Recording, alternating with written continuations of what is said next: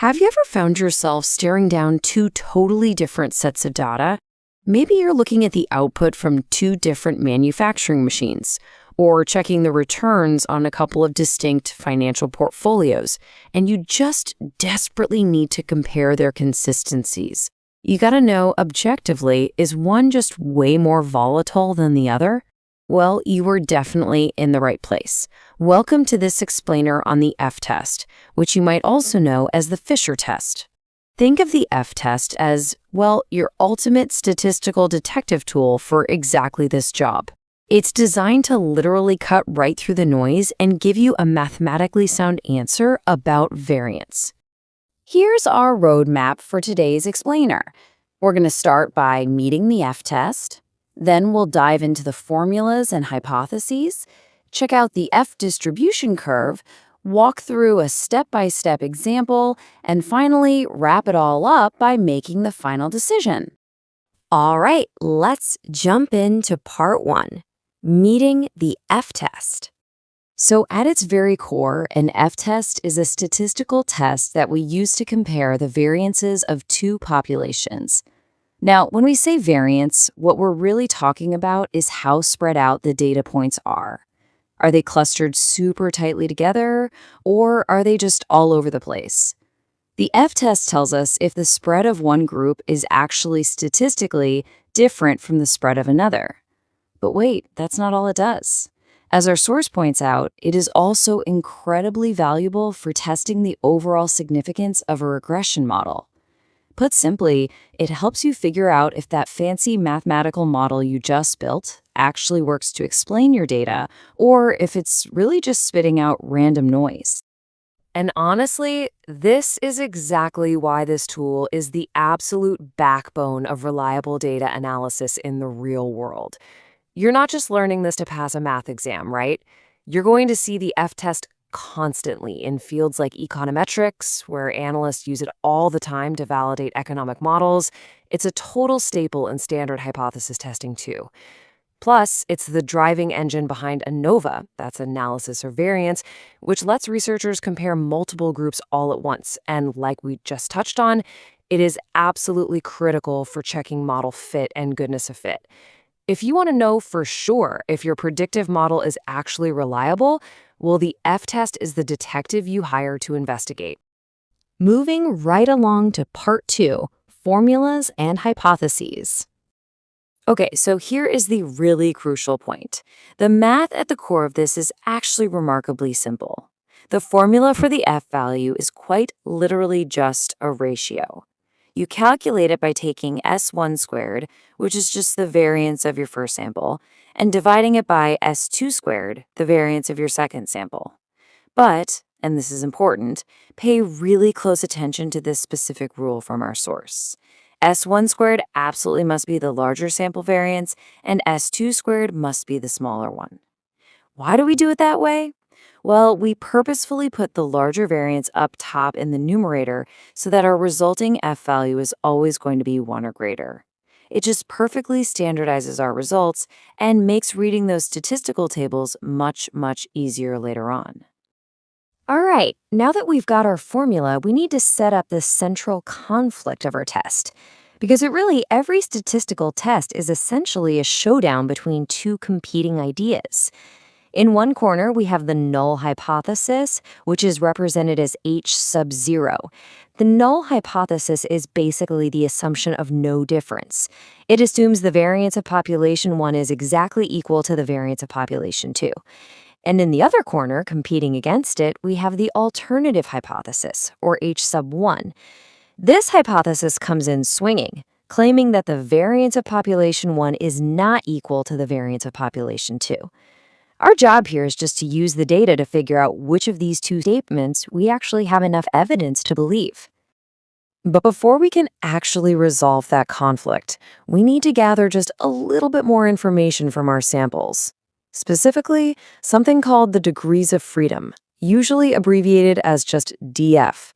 Now, I know degrees of freedom sounds like the title of some intense historical war movie, but I promise in statistics, it is actually just a super simple subtraction rule. Since the F distribution deals with two samples, we've got two distinct degrees of freedom to worry about. For our numerator variance, df1 is simply the sample size of that first group, n1 minus 1. And for our denominator variance, you guessed it, df2 is the sample size of the second group, n2 minus 1. So, for example, if our first sample has 10 items, our df1 is 9. If our second sample has 12 items, our df2 is 11. It literally is that straightforward. Just keep those two numbers in your back pocket because we're going to need them later when we look at our final decision tables. Next up, part 3, the F distribution curve. Now, I want you to really think about the shape of this distribution. It is definitely not perfectly symmetrical like your standard bell curve. It actually starts at 0. And remember, that's because we purposely put the larger variance on top, so our F value is always positive. And it is strongly right skewed. That means it has this long tail stretching way off to the right. As you follow that curve along the horizontal axis, which represents our F values, you eventually hit a critical threshold, our F table mark. That mark acts as a boundary line. Everything to the right of that line, tucked under that long tail, is the all-important rejection region. If the F value we mathematically calculate ends up landing inside that rejection region, boom. It means the difference in our variances is simply too large to just be a random coincidence. All right, let's get practical with part 4, a step-by-step example. The great thing about conducting an F-test is that you never actually have to guess what to do next. Our source lays out a completely foolproof 5-step checklist that gives you a strict, highly organized path to follow every single time you do this. Step 1, you state the null and alternative hypotheses. Step 2, calculate those sample variances, finding S1 squared and S2 squared. Step 3, compute the F value using that simple division formula we talked about. Step 4, compare your newly calculated F value with the critical value from the F table. And finally, step 5, draw your conclusion and make your decision. So how about we actually execute this exact checklist right now? Okay, so skipping past step 1, since we already defined that as equal versus unequal variances earlier, we arrive right at step 2. Let's say we've gathered our evidence and calculated the variance for our two distinct samples. The variance for sample 1, our S1 squared, comes out to 36. The variance for sample 2, our S2 squared, is 16. Notice how we've already correctly identified the larger variance, 36, and assigned it as sample 1. Moving to step 3, let's see this formula in action. We're just going to plug our specific evidence directly into the numerator and the denominator. We take that larger variance, 36, and we simply divide it by our smaller variance, 16. So F equals 36 divided by 16. Which delivers a very satisfying mathematical payoff, 2.25. Yep, our calculated F value for this specific dataset is exactly 2.25. We now have our primary piece of numerical evidence. Which brings us to part 5, making the final decision.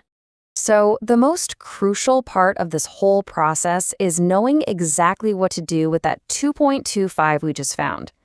The final decision rules are incredibly straightforward. You take your calculated F value and you compare it to a critical value that you look up in a standard F table. Remember those degrees of freedom we calculated earlier using the n-1 trick? You use those, along with your chosen level of significance, which is often called alpha, to find that specific table value. Now, if your calculated F value is greater than the F table value, you've landed squarely in that shaded tail area we saw on the graph and you reject the null hypothesis.